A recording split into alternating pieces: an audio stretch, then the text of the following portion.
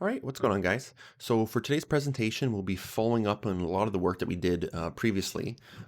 Just as a quick overview of what we did last time, we had trained the model with different number of epochs. We had played around with the learning rate and different architectures, neurons for the architectures and number of epochs. And pretty much what we did was we were training our model, we were sort of optimizing loss and decreasing as quickly as possible. And at some point, we achieved 100% accuracy. At around, say, 1,000 epochs, 10,000 epochs, let's see.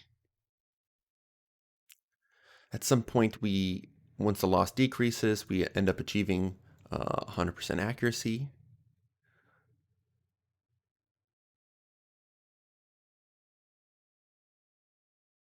Okay, so that loss is not decreasing fast enough. So for the time being, we'll change these neurons to 50-50,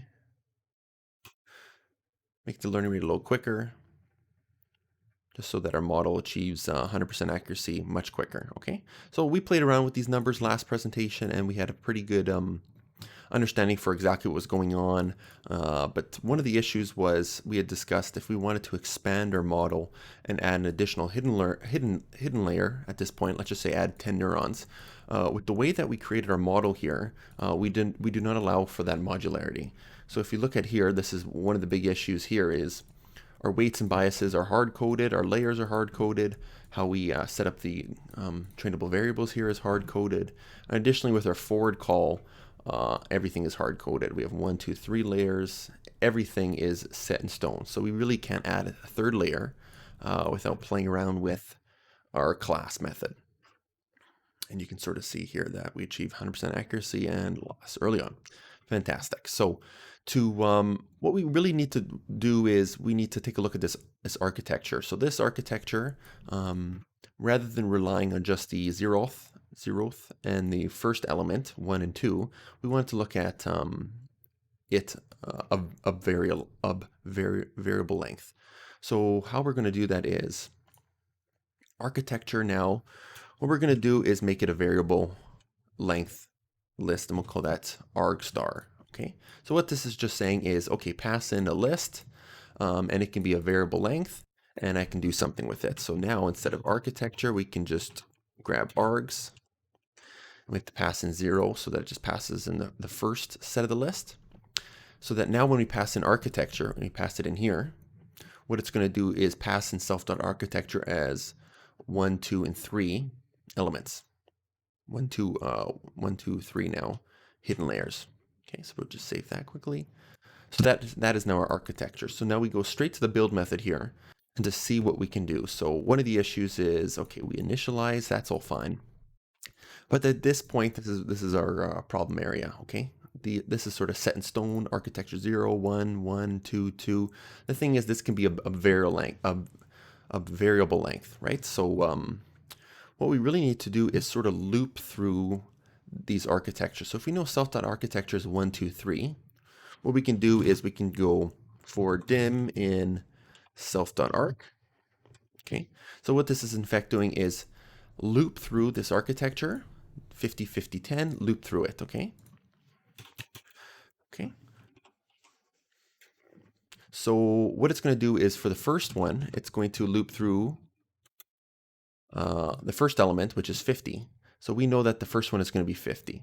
And at some point, we need to create a weight and bias for each layer, right? So what we're going to do here is we'd have wnet, bnet here.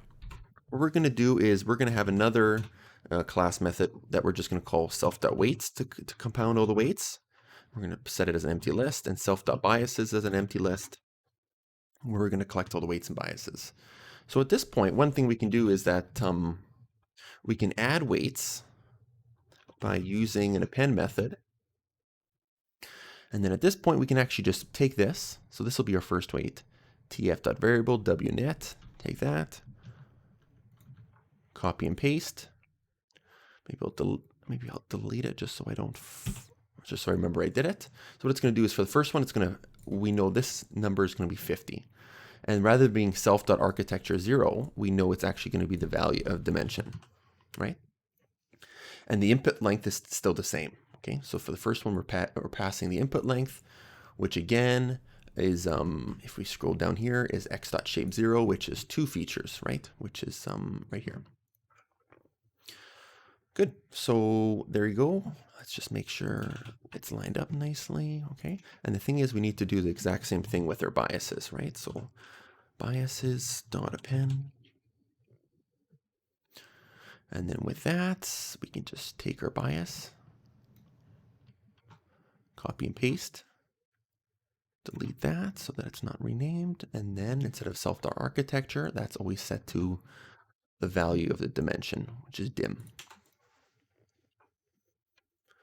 And then we're going to play around with the, okay, just make sure append variable shape dim. Okay, so that's good. Now the problem is when we loop through our second loop of this and dimension becomes the next 50, well, let's just say for the sake of simplicity, we'll make that 25. So when this loops through the second one and this becomes 25, we don't want the input length to be 2 again. We want it to be the input of our previous, or dim minus 1. So one of the things we can do is, because dim is passed in here and we don't have information about the previous element of dim, what we could do is we could actually set the input length, because this is not input length, this is not feature length, this is input length, and we can actually make that the current element of dimension. So what that's going to do is for the first iteration through, it's going to pass in input length of 2, corresponding to 2 features, and then we're going to get a 50 by 2 shape for our W initializer. Then we're going to take dim, which is 50, and make it the new input length. So when it comes to the next loop, okay, input length is now going to be 50, and the new dim is going to be 25, okay? So then it's going to be 50 by 25, which is how we want our 50 by 25 weights between the first and second layer here.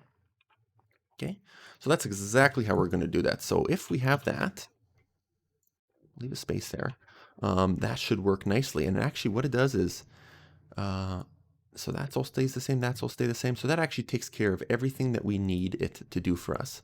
So we can actually delete it up until this last point. And I'll say why. So we can have 4, 5, 6 layer architecture. It doesn't really matter. This will loop through it. But what always stays the same is the final layer, right? So initialize weights for final. We'll just call it that.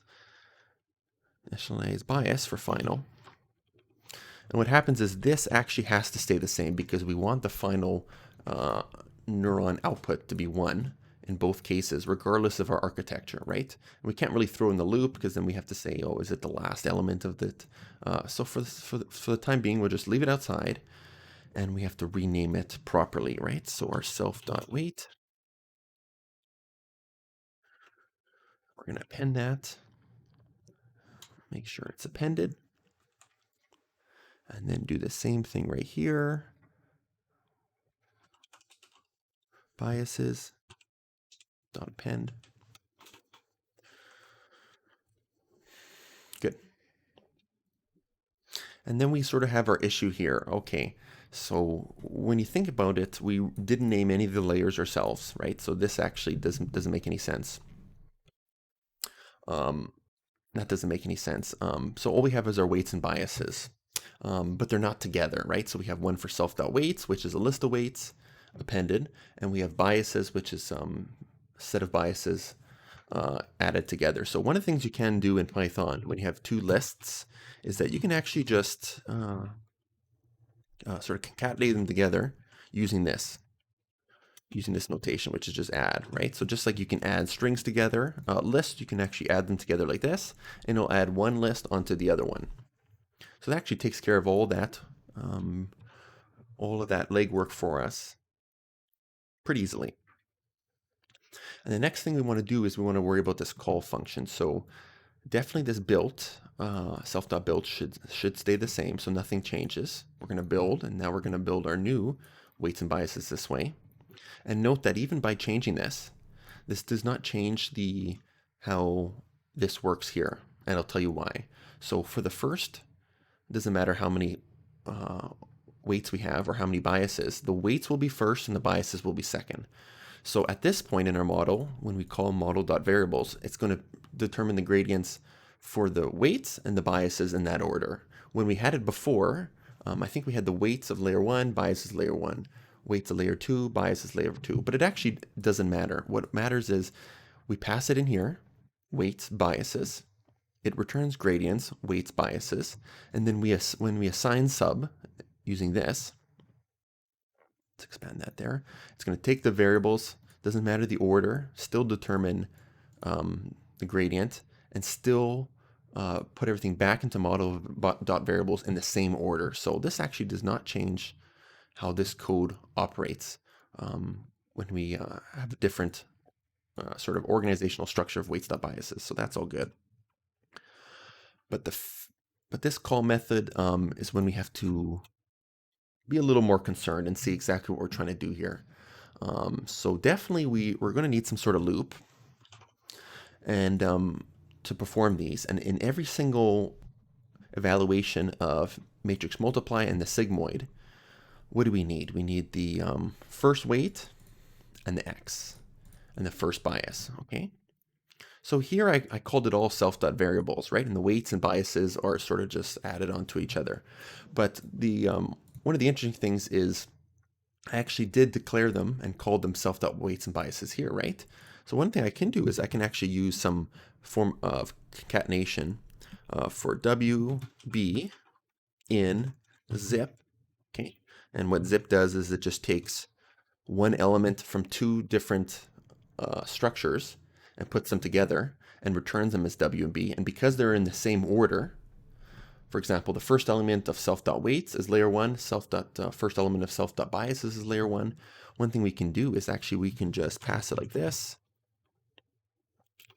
Take the weights, take the first bias, okay? And then it's going to return it as W and B. So at this point, we can start looping together.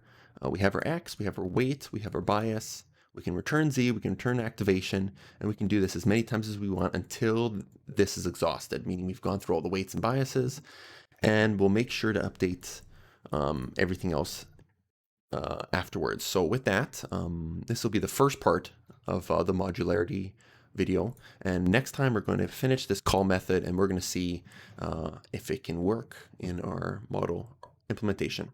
Thanks for watching.